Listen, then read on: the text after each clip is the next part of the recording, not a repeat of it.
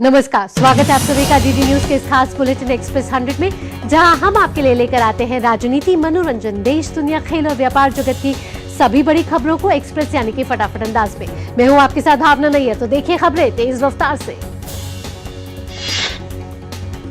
प्रधानमंत्री नरेंद्र मोदी इस समय तमिलनाडु के कन्याकुमारी में हैं, जहां वो विवेकानंद रॉक मेमोरियल में स्थित मंडपम में ध्यान साधना में बैठे हैं। ध्यान पर बैठने से पहले प्रधानमंत्री ने यहां भगवती अम्मान मंदिर में पूजा अर्चना की। सफेद धोती और सफेद शॉल ओढ़े प्रधानमंत्री ने मंदिर के गर्भगृह में परिक्रमा की। इसके बाद प्रधानमंत्री मोदी नाव के जरिए विवेकानंद रॉक मेमोरियल पहुंचे। यौन शोषण के आरोपों से घिरे प्रज्वल रेवन्ना को आखिरकार बेंगलुरु में गिरफ्तार कर लिया गया है। रात 12:50 पर जैसे ही रेवन्ना ने बेंगलुरु में कैंपागोड़ा अंतर्राष्ट्रीय एयरपोर्ट पर लैंड किया, उसे एसआईटी ने अपने शिकंजे में ले लिया। आज प्रज्वल रेवन्ना को अदालत में पेश किया जाएगा। कर्नाटक में हासन संसदीय सीट से एनडीए के प्रत्याशी रेवन्ना इस समय जेडीएस से निलंबित है। सेक्स वीडियो कांड के मुख्य आरोपी रेवन्ना ने अश्लील वीडियो वायरल होने के बाद 26 अप्रैल को भारत छोड़ दिया था और विदेश भाग गया। एक सांसद होने के कारण रेवन्ना के पास राजनयिक पासपोर्ट के साथ, जिसका पूरा फायदा उन्होंने उठाया।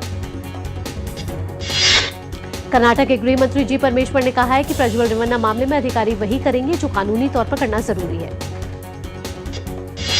भीषण गर्मी से जूझते दिल्ली वासियों के बीच जल संकट गहराता जा रहा है। दिल्ली के संगम विहार, बलजीत नगर, करोलबाग सहित कई इलाकों में जलापूर्ति बाधित है। पानी के टैंकरों पर बिछते पाइप के जाल और लोगों की लंबी लाइन इस बात की तस्दीक करती है कि दिल्ली वासी किस तरह से बूंद बूंद के लिए तरस रहे हैं। इस बीच दिल्ली भाजपा अध्यक्ष वीरेंद्र सचदेवा ने अपने कार्यकर्ताओं के साथ जल संकट को लेकर दिल्ली सरकार के खिलाफ प्रदर्शन मार्च निकाला। ये मार्च विधानसभा स्थल श्रीदी पार्क से दिल्ली सचिवालय तक निकाला गया। रिकॉर्ड तोड़ तापमान के कारण दिल्ली में गंभीर जल संकट के बीच चाणक्यपुरी संजय कैंप इलाके में भी लोग पानी के टैंकर से पानी भरते हुए नजर आए। वहीं महाराष्ट्र के अमरावती के मेलघाट क्षेत्र में भी भीषण जल संकट से लोगों को परेशानी हो रही है। सांसद स्वाति मालीवाल के साथ मारपीट के आरोपी और मुख्यमंत्री अरविंद केजरीवाल के करीबी विभव कुमार की जमानत पर 30,000 कोर्ट में आज सुनवाई होनी है। आज उनकी न्यायिक हिरासत खत्म हो रही है। स्वाति मालीवाल के साथ मारपीट के आरोप में अपनी गिरफ्तारी को चुनौती देने वाली विभव कुमार की अर्जी पर दिल्ली हाईकोर्ट में सुनवाई टली। अर्जी को एमपी एमएलए से जुड़े मामले की सुनवाई करने वाले जज को भेजा। बिहार में भीषण गर्मी की वजह से पिछले 24 घंटे में अलग अलग जिलों में कम से कम 65 लोगों की मौत हो गई है। राज्य के अलग अलग अस्पतालों में लू से पीड़ित 250 से ज्यादा लोगों का इलाज चल रहा है। मरने वालों में 2 स्कूल प्रिंसिपल और 6 मतदान कर्मी शामिल हैं। जमुई और बक्सर जिलों में सबसे ज्यादा अधिकतम तापमान 47.1 डिग्री सेल्सियस दर्ज किया गया। ओडिशा के सुंदरगढ़ जिला में राउरकेला शहर में गर्मी का कहर जारी है। बढ़ती गर्मी की वजह से 12 लोगों की मौत हो गई। राउरकेला सरकारी अस्पताल में मरीजों की संख्या 28 के पार पहुंच गई है। उत्तर पश्चिम और मध्य भारत में लू के थपेड़े और चिलचिलाती धूप से लोग झुलस रहे हैं। हालांकि मौसम विभाग का कहना है कि गुरुवार को लू की तीव्रता में मामूली कमी देखने को मिली। वहीं कल राजस्थान के गंगानगर में अधिकतम तापमान 48.3 डिग्री सेल्सियस दर्ज किया गया, जबकि मध्य प्रदेश के सीधी में 48.2 डिग्री रहा। उत्तर प्रदेश के वाराणसी में 47.8 डिग्री, हरियाणा के रोहतक और नारनौल में 47.5 डिग्री तक पारा पहुंच गया। दिल्ली के आया नगर में भी तापमान 47 डिग्री दर्ज किया गया। गर्मी के बढ़ते प्रकोप पर उत्तर प्रदेश के अलीगढ़ में एक अस्पताल के मुख्य चिकित्सा अधीक्षक डॉक्टर जगवीर सिंह ने कहा है कि इस मौसम में डायरिया के मरीज बढ़ रहे हैं, साथ ही लोग आवश्यक होने पर ही घर से बाहर निकले। दिल्ली में भीषण गर्मी के बीच आरएमएल अस्पताल में हीट स्ट्रोक के मरीजों के लिए विशेष इंतजाम किए जा रहे हैं। लोकसभा चुनाव के अंतिम और 7वें चरण के लिए कल मतदान होगा। इस चरण में 57 सीटों पर मतदान होना है। अंतिम और 7वें चरण में 7 राज्यों और 1 केंद्र शासित प्रदेशों में मतदान होता है। उत्तर प्रदेश की 13, पंजाब की 13, पश्चिम बंगाल की 9, बिहार की 8, उड़ीसा की 6, हिमाचल की 4 सीट शामिल है। 7वें चरण में कई केंद्रीय मंत्री, पूर्व मुख्यमंत्री और विपक्ष के दिग्गज नेता चुनावी मैदान में अपनी किस्मत आजमा रहे हैं। प्रधानमंत्री नरेंद्र मोदी लगातार तीसरी बार वाराणसी संसदीय क्षेत्र से दावेदारी पेश कर रहे हैं। इसके अलावा हमीरपुर से केंद्रीय मंत्री अनुराग सिंह ठाकुर, पटना साहिब से रविशंकर प्रसाद, पाटलिपुत्र से रामकृपाल यादव, मिर्जापुर से अनुप्रिया पटेल, पटियाला से परनीत कौर, गोरखपुर से रवि किशन चुनावी मैदान में। इसके साथ ही काराकाट से उपेंद्र कुशवाहा, बालासोर से प्रताप चंद्र सारंगी, गोड्डा से निशिकांत दुबे, मंडी लोकसभा सीट से कंगना रनौत और अमृतसर से तरणजीत सिंह सिंधु चुनावी मैदान में। जबकि इस चरण में विपक्षी दिग्गजों की बात की जाए तो जालंधर से चरणजीत सिंह चन्नी, लुधियाना से अमरिंदर सिंह राजा, बठिंडा से हरसिमरत कौर बादल, चंडीगढ़ से मनीष तिवारी, डायमंड हार्बर से अभिषेक बैनर्जी दावेदारी पेश कर रहे हैं। ओडिशा में बालासोर जिला मजिस्ट्रेट ने बताया कि बालासोर संसदीय क्षेत्र में कुल 1913 बूथ हैं। सभी व्यवस्थाएं कर ली गई है। 243 से अधिक महत्वपूर्ण बूथों पर केंद्रीय सुरक्षा बलों को तैनात किया गया है। पंजाब के अमृतसर में लोकसभा चुनाव के अंतिम चरण के मतदान के लिए ईवीएम मशीनों का वितरण किया जा रहा है। अमृतसर में सहायक रिटर्निंग ऑफिसर ने बताया कि कुछ गंभीर बूथों को भी रेखांकित किया गया है। वहां पर पैरामिलिट्री फोर्स और पंजाब पुलिस के जवान तैनात हैं। उत्तर प्रदेश के गाजीपुर में लोकसभा चुनाव के अंतिम चरण में कल होने वाले मतदान के लिए ईवीएम मशीनों का वितरण किया जा रहा है। ओडिशा के मयूरभंज में लोकसभा चुनाव के अंतिम चरण में 1 जून को मतदान कराने के लिए मतदान दल दूर सुदूर इलाके में पहुंच रहा है। बिहार के मुंगेर लोकसभा सीट के कुछ बूथों पर दोबारा मतदान की याचिका पर सुप्रीम कोर्ट ने सुनवाई से इनकार कर दिया है। आरजेडी उम्मीदवार कुमारी अनीता ने धांधली और बूथ कैप्चरिंग का आरोप लगाया था। सुप्रीम कोर्ट ने याचिकाकर्ता से कहा है कि आप हाईकोर्ट में जाकर अपनी बात रखें। हाईकोर्ट भी इस पर सुनवाई करने में समर्थ है। सुप्रीम कोर्ट के इस फैसले के बाद याचिकाकर्ता ने याचिका वापस ले ली है। संयुक्त राष्ट्र ने सर्वोच्च बलिदान देने वाले भारतीय शांतिदूत नायक धनंजय कुमार को मरणोपरांत प्रतिष्ठित डैग हैमर स्क्वाड्रोल्ड पदक से सम्मानित किया है। संयुक्त राष्ट्र में भारत की स्थायी प्रतिनिधि रुचिरा कम्बोज ने पदक को प्राप्त किया। इम्फाल शहर बाढ़ से बुरी तरह प्रभावित हो गया। शहर की ओर जाने वाली अधिकांश सड़कें जलमग्न हो गई हैं। बढ़ती गर्मी के चलते जंगलों में आग की घटनाएं बढ़ती जा रही है। राजौरी के जंगलों में लगी आग थमने का नाम ही नहीं ले रही।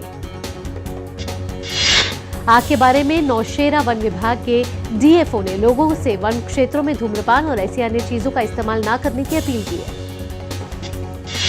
गुरुग्राम के मानेसर में कपड़ा बनाने वाली फैक्ट्री में भीषण आग लग गई। आग बुझाने के लिए 27 दमकल गाड़ियां मौके पर मौजूद रही।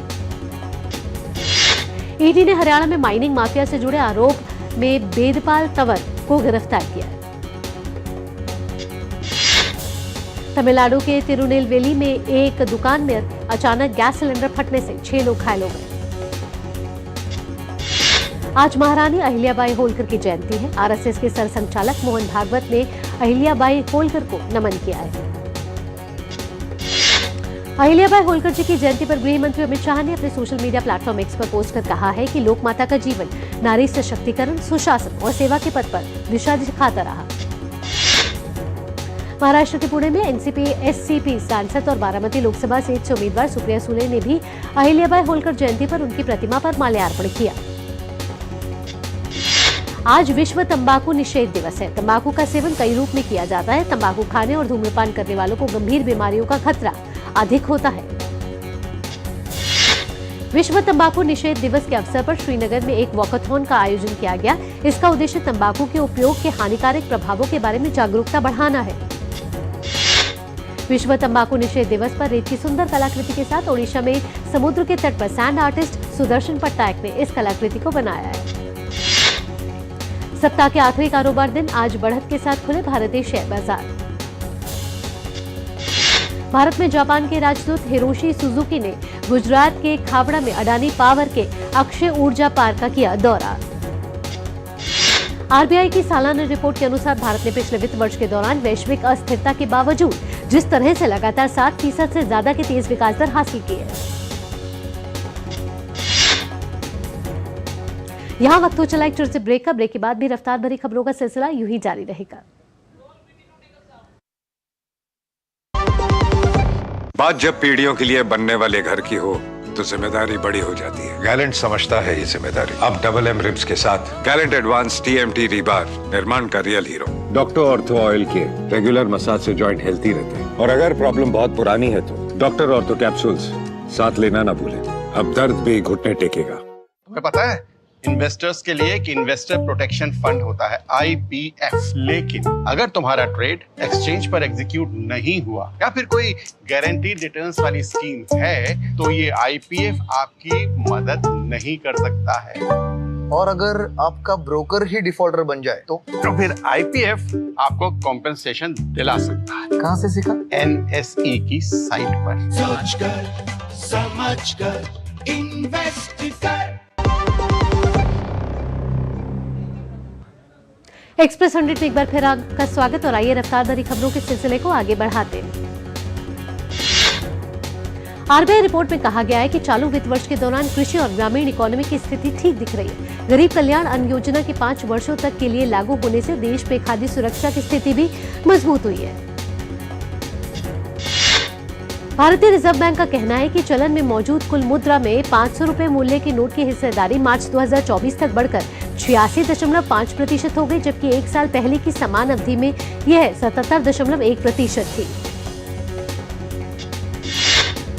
Global financial services firm JP Morgan Chase अगले कुछ वर्षों में भारत में कर्मचारियों की संख्या 5 से 7% हर साल बढ़ाने की बना रहा है योजना। जेपी मॉर्गन के सीनियर एग्जीक्यूटिव के मुताबिक जेपी मॉर्गन के 55,000 कर्मचारी इस समय भारत में नौकरी कर रहे हैं। ये भारत के 5 शहरों से ऑपरेट की जाती है, जहां टेक्नोलॉजी और ह्यूमन रिसोर्स से लेकर ऑपरेशन तक का काम किया जाता है। फिनटेक कंपनी फोन पे ने 6 नए प्रोडक्ट को लॉन्च किया है। कंपनी ने बताया है कि आप फोन पे users mutual fund loan, gold loan, bike loan, car loan, home loan और एजुकेशन लोन का लाभ उठा सकते हैं। फोन पे ने सिक्योर लोन के लिए एनबीएफसी कंपनियों के साथ साझेदारी की है। वर्तमान में फोन पे के 15 भागीदार हैं। फोन पे का लक्ष्य अगली तिमाही में अपने साथ 25 भागीदारी को जोड़ना है। रियल एस्टेट कंसल्टेंट एनारॉक की रिपोर्ट में पता चला है कि मुंबई महानगर क्षेत्र में आने वाले 6 सालों के अंदर गगनचुंबी इमारतों की संख्या 200 से पार हो जाएगी। एनारॉक ने कहा है कि ऊंची इमारतों के विकास से शहर में भीड़भाड़ कम करने में भी मदद मिलती है। फिलहाल शहर में 40 मंजिलों से अधिक की 154 ऊंची इमारतें हैं। गैर बैंकिंग वित्तीय इकाई जियो फाइनेंशियल सर्विसेज ने जियो फाइनेंस नाम से अपना मोबाइल एप्लीकेशन शुरू किया है। जियो फाइनेंसेस ऐप में डिजिटल बैंकिंग, यूपीआई के माध्यम से लेन-देन, बिल निपटान, बीमा सलाह जैसी कई अन्य सुविधाएं उपलब्ध होंगी। इस ऐप में ग्राहक अपने खाते एवं बचत से जुड़ी जानकारियां भी देख पाएंगे। भारतीय प्रतिभूति एवं विनिमय बोर्ड क्लियरिंग कॉर्पोरेशन को नकदी, सावधि जमाओं और बैंक गारंटी के जरिए बैंकों में अपने लेनदेन में बदलाव लाने का निर्देश दिया। बाजार नियामक ने एक्सपोजर के लिए बैंकों के चयन के संबंध में वित्त, पूंजी पर्याप्तता, दीर्घावधि क्रेडिट रेटिंग जैसे मानकों के आधार पर अन्य नियम भी तय किए। रिलायंस इंडस्ट्रीज और टाटा समूह को प्रतिष्ठित पत्रिका टाइम की वर्ष 2024 की दुनिया की 100 सबसे प्रभावशाली कंपनियों की सूची में जगह मिली। टाइम की सूची में रिलायंस को दूसरी बार जगह दी गई है। समूह की डिजिटल संपत्तियों को रखने वाली फर्म जियो प्लेटफॉर्म्स को 2021 में आई पहली टाइम 100 सबसे प्रभावशाली कंपनियों की सूची में शामिल किया गया था। दोपहिया वाहन बनाने वाली भारत की सबसे बड़ी कंपनी हीरो मोटोकॉर्प की वित्तीय सेवा देने वाली इकाई हीरो फिनकॉर्प की ओर से 4,000 करोड़ रुपए की आईपीओ को मंजूरी दे दी गई है। हीरो फिनकॉर्प ने बताया है कि 29 मई को हुई कंपनी के बोर्ड ऑफ डायरेक्टर्स की बैठक में 10 रुपये वाले फेस वैल्यू वाले शेयरों के साथ आईपीओ को मिली मंजूरी। अमेरिका के पूर्व राष्ट्रपति डोनाल्ड ट्रंप को लगा बड़ा झटका। हश मनी केस में डोनाल्ड ट्रंप को सभी 34 मामलों में दोषी करार किया गया। अपराध के लिए दोषी ठहराए जाने वाले डोनाल्ड ट्रंप पहले अमेरिकी राष्ट्रपति बने। 2 दिनों तक विचार विमर्श के बाद 12 सदस्यीय जूरी ने घोषणा की कि उसने ट्रंप को उन सभी 34 मामलों में पाया दोषी। अब इस मामले पर आगे की सुनवाई 11 जुलाई को होगी। ट्रंप ने खुद को दोषी मानने से इनकार किया। यूरोपियन संघ की न्याय एवं पुलिस एजेंसियों ने संबंधित अभियान चलाकर अंतर्राष्ट्रीय रैंसमवेयर नेटवर्क को ध्वस्त कर 4 संदिग्धों को गिरफ्तार किया। कार्रवाई के दौरान 100 से अधिक सर्वरों को बंद कर 2000 से अधिक इंटरनेट डोमेन को जब्त कर लिया गया है। इसे अंतर्राष्ट्रीय साइबर अपराध के खिलाफ सबसे बड़ी कार्रवाई बताया जा रहा है। ईयू पुलिस एजेंसी यूरोपोल ने बताया कि मुख्य संदिग्धों में से एक ने रैंसमवेयर को फैलाने के लिए आपराधिक बुनियादी ढांचा किराए पर देकर $7.4 करोड़ का क्रिप्टो करेंसी अर्जित किया। अर्जेंटीना और अमेरिका की नौसेना ने अर्जेंटीना के तट पर संयुक्त अभ्यास किया। अमेरिकी राजदूत मार्क स्टेनली ने कहा है कि यह अभ्यास हमारी दोस्ती और साझेदारी को दर्शाता है। स्लोवेनिया की सरकार ने फलस्तीनी राष्ट्र को मान्यता देने के प्रस्ताव का समर्थन किया तथा संसद में भी इसके अनुमोदन करने को कहा। प्रधानमंत्री रॉबर्ट गोलोव ने कहा है कि उनकी सरकार ने मान्यता प्रस्ताव संसद को भेज दिया है। पाकिस्तान ने चीन की मदद से तेज इंटरनेट कनेक्टिविटी के लिए एक मल्टी मिशन संचार उपग्रह लॉन्च किया। यह 1 महीने के भीतर अंतरिक्ष में भेजा जाने वाला इस्लामाबाद का दूसरा उपग्रह है। त्रिशा जॉली और गायत्री गोपीचंद की भारतीय जोड़ी आज सिंगापुर ओपन बैडमिंटन टूर्नामेंट के क्वार्टर फाइनल में कोर्ट पर उतरेगी। भारत की महिला बैडमिंटन स्टार पीवी सिंधु को प्री क्वार्टर फाइनल में स्पेन की कैरोलिना मरीन के हाथों हार झेलनी पड़ी। भारतीय बैडमिंटन स्टार एचएस प्रणॉय को सिंगापुर ओपन बैडमिंटन टूर्नामेंट के प्री क्वार्टर फाइनल में हार झेलनी पड़ी। भारतीय ग्रैंड मास्टर आर प्रज्ञानंदा ने नॉर्वे शतरंज टूर्नामेंट में दुनिया के नंबर 1 मैग्नस कार्लसन को अपनी पहली क्लासिकल गेम जीत दर्ज की। मैग्नस कार्लसन पर जीत के साथ प्रज्ञानंदा ने नॉर्वे चेस टूर्नामेंट में बढ़त भी हासिल कर ली।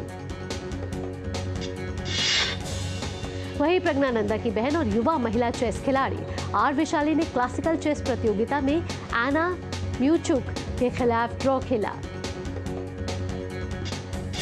रोहन बोपन्ना और उनके ऑस्ट्रेलियाई जोड़ीदार मैथ्यू एबडन की जोड़ी आज फ्रेंच ओपन के पुरुष युगल में पहले दौर का मैच खेलेगी। प्रतियोगिता के शुरुआती दौर में रोहन एबडन की जोड़ी का सामना फिनलैंड के एमिल और हैंगरी मार्टिन की जोड़ी के साथ होगा। फ्रेंच ओपन में यूकी भाम्री और उनके ऑस्ट्रेलियाई जोड़ीदार अल्बानो ओलावेटी पुरुष युगल के पहले दौर में रूस के रोमन सेफोलिन और ऑस्ट्रेलिया के जॉन पियर्स की जोड़ी से भिड़ेंगे। ग्रीक टेनिस खिलाड़ी स्टेफेनोस सित्सिपास ने फ्रेंच ओपन के तीसरे दौर में जगह बना ली है। आंद्रे रुब्लेव ने स्पेन के पेड्रो मार्टिनेज को हराकर फ्रेंच ओपन के तीसरे राउंड में प्रवेश कर लिया है। इटली के लोरेंजो सोनेगो ने उगो हैम्बर्ट को हराकर फ्रेंच ओपन में दूसरे दौर की बाधा पार कर ली है। स्पेन के युवा टेनिस स्टार कार्लोस अल्कराज ने दूसरे राउंड में नीदरलैंड के जास्पर को हराया। इटली के जेनिक सिनर ने फ्रांस के रिचर्ड को हराकर तीसरे राउंड में प्रवेश कर लिया है। फ्रेंच ओपन के दूसरे दौर में कोको गाफ ने स्लोवाकिया की तोमारा को हराकर तीसरे दौर में अपनी जगह पक्की कर ली।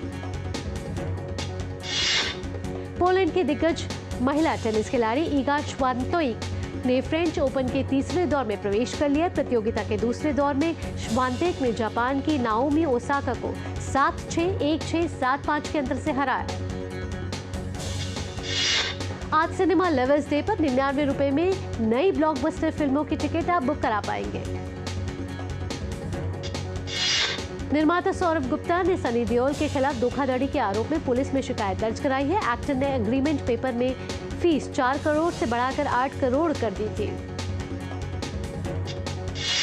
फिल्म गैंग्स ऑफ गोदावरी के प्री रिलीज इवेंट में तेलुगु सुपरस्टार नंदामुरी बालकृष्ण ने अंजलि को धक्का दिया। सोशल मीडिया पर वायरल हो रहा है video. Walt Disney animation studio की फिल्म मोआना 2 का ट्रेलर 24 घंटे में 178 मिलियन बार देखा गया। फिल्म बड़े मियां छोटे मियां ओटीटी प्लेटफॉर्म पर 6 जून को होगी रिलीज। अभिनेता शत्रुघ्न सिन्हा जल्द ही web series gangs of Ghaziabad में नजर आएंगे।